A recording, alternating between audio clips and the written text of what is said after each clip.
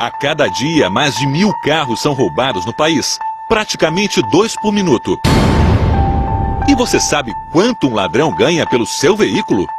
3.500 eu pago por você. O Fantástico descobriu o que acontece com os carros depois do roubo. Como é que é o negócio? Se você quiser dinheiro, tem dinheiro.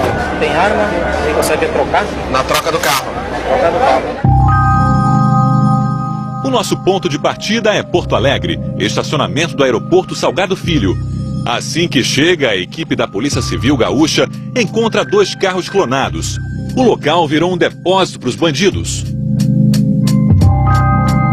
Normalmente ele vai para lá, logo depois do fato, logo depois do roubo, para que ele não seja encontrado em via pública, ou para que não seja encontrado em poder do indivíduo que roubou o automóvel. Esse veículo sai do sistema de alerta das polícias e ele fica então em segurança, né, entre aspas, né, para o criminoso, guardado dentro do aeroporto. Esta caminhonete foi roubada e recebeu placas falsas com numeração igual à de um veículo idêntico a ela. É um clone. Em vez de apreender o veículo, a polícia armou uma estratégia para descobrir qual o destino da caminhonete e instalou um rastreador, um equipamento que envia a localização exata dos veículos via satélite para uma central.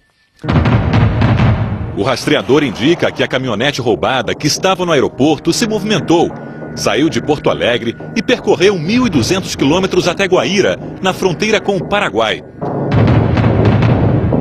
Pegamos a estrada para refazer o caminho indicado pelo rastreador.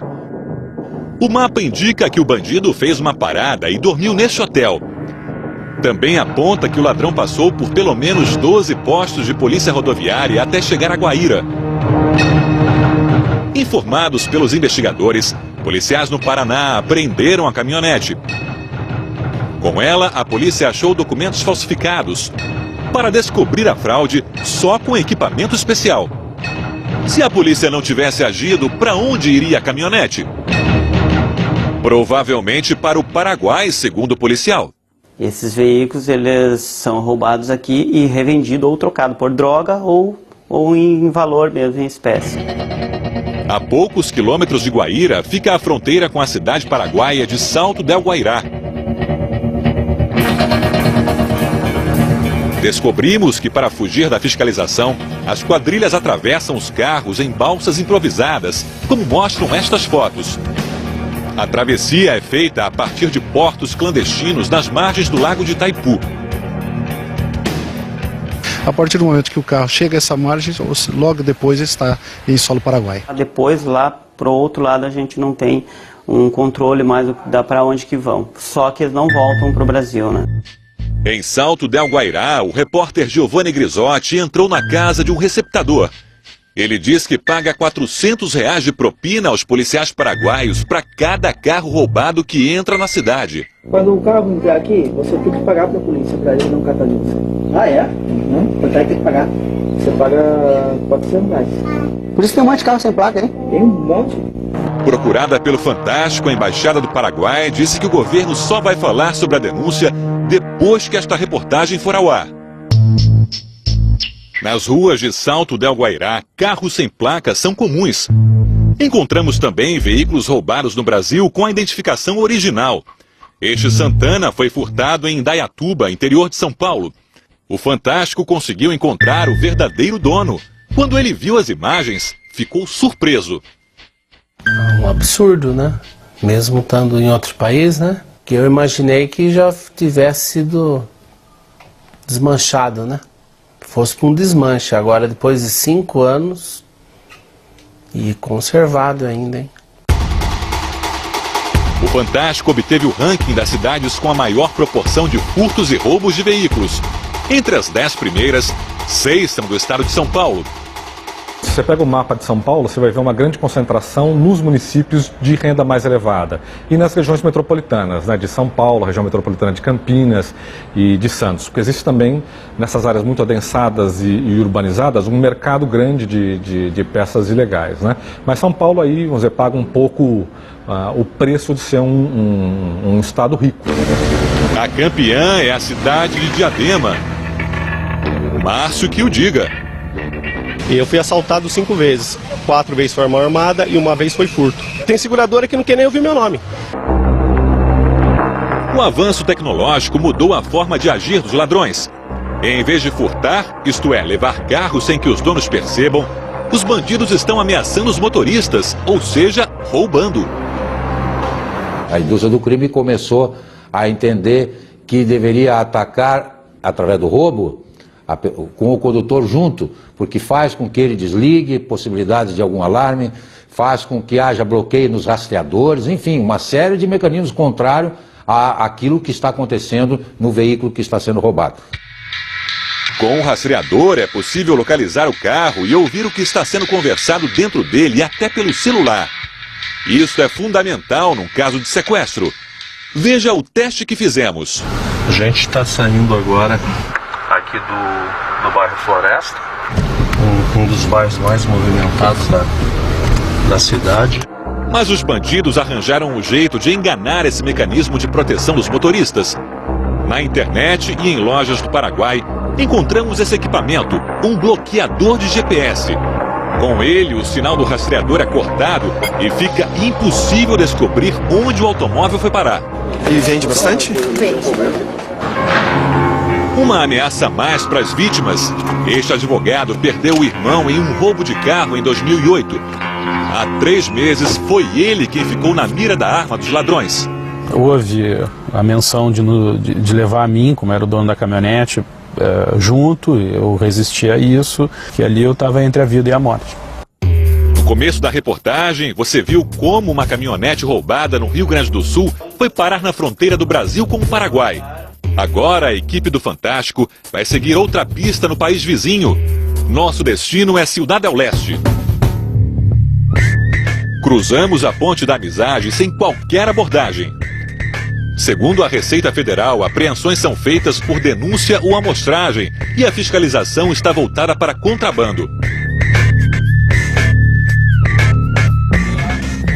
Do outro lado, encontramos este homem. Perguntamos se ele comprava carro roubado e ele nos leva ao chefe da quadrilha. Esse aqui eu quero vender? Ah, isso é bom. Vocês têm alguma coisa na troca? Dinheiro na mão. O repórter cinematográfico Marcelo Taio encontra este homem que se identifica como Mário.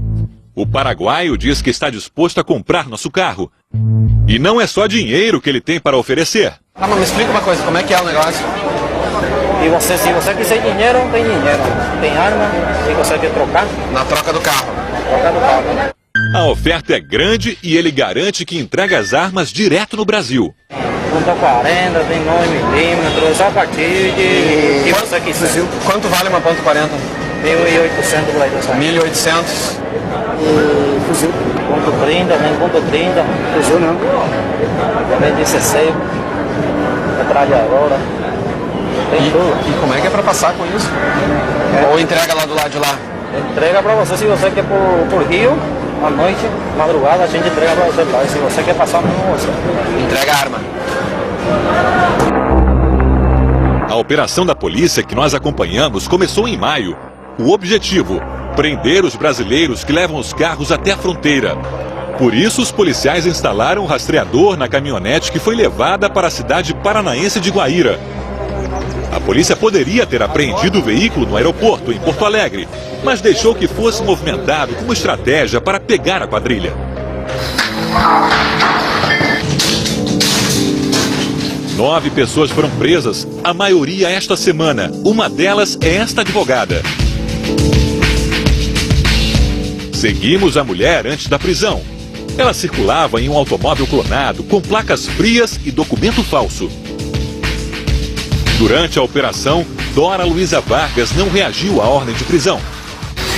Seu veículo, esse documento é falso, o seu veículo é clonado e a senhora está presa em flagrante por receptação de veículo, ok? A senhora vai nos acompanhar, vai ser presa em flagrante, a senhora tem todos os direitos e garantias que a senhora... Não, com certeza. O carro estava pertinho da verdadeira dona. Acompanhamos o momento em que Dona Maria Inocente o reencontrou no pátio da polícia. Saudade do meu carinho, meu querido. Ele faz meus casacos, claro, né? Tudo que tava aí sabe dentro. com quem que esse carro tava? Não. Com uma advogada. O quê? Esse carro tava sendo dirigido por uma advogada. Não acredito. Tô com palpitação. Tô com meu coração pulando. De indignação, de falta de respeito, eu não sei o que dizer.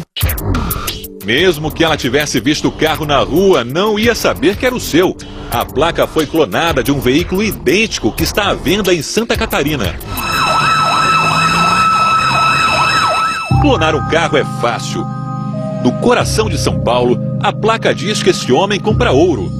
Mas a joia que ele vende é outra, material para bandido. Perguntamos se ele negocia placas e o documento popularmente conhecido como DUT para esquentar automóveis roubados. Quanto é que ele cobraria para fazer o DUT? 400 pau que ele cobra. 400? Mas o papel é bom? Original. Agora ele nos apresenta o colega José de Abreu, o chefe do esquema.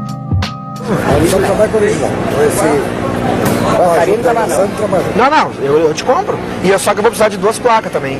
As 2, eu preciso do par. 300 pau. Mas o papel é quente, de dentro do Detran mesmo. O papel é original. É verdade, você viu o braço, vamos ver. É só honesto, que não tem negócio de sapatagem. A entrega é marcada para o dia seguinte. Ao meio-dia, o repórter Giovanni Grisotti vai buscar a encomenda. Na chegada, reencontra o intermediário, Noel. Já tá tudo prontinho já, mano. Só você pegar e levar já. É, tudo certinho. Bonito pra caramba, mostrou tudo direitinho. E é documento quente mesmo? Pode confiar, mano. Lá de dentro. O do Zé de Abreu não tem nada. Tudo que ele faz é original. Ele entrega as placas e remete o documento pelo correio. Dias depois, a encomenda chega. O intermediário assina como remetente. O que vamos revelar agora é um escândalo ainda maior. O perito garante. Esse formulário, com certeza, ele é verdadeiro, não é? Verdadeiro e desviado do Detran de São Paulo. É uma técnica de impressão muito sofisticada e que o falsário não tem acesso. A rasura se resumiu somente à identificação do Estado e não aos dados que estão aqui do veículo. Isso significa que este formulário foi furtado em branco de algum local e depois ele foi expedido fraudulentamente com a substituição da sigla de São Paulo pela do Rio Grande do Sul. O suficiente para enganar os policiais numa blitz. Sem dúvida nenhuma, esse documento aqui, ele vale quanto pesa um formulário desse em branco, porque o estelionatário coloca o que ele quer. A Secretaria de Segurança de São Paulo, responsável pelo Detran, determinou a abertura de investigação. Entregamos as placas e o documento falso para a Polícia Civil de São Paulo. O que eu posso assegurar para você, e é uma providência já imediata, uma vez que nós tomamos conhecimento dessa irregularidade, que é a obtenção desse material de origem criminosa, de origem ilícita, nós já vamos instaurar inquérito policial. Vamos procurar também o homem que vendeu o documento e as placas, desta vez sem câmera escondida. José de Abreu estava na Praça da Sé, como de costume. Demos a chance para ele se defender, mas ele preferiu fugir. Tudo bem, meu amigo? Você vende documento falso? Você vende documento falso? Documento que você vende é do Detran? Por que você corre? Por que você corre? Segura! Você vende? Por que você corre?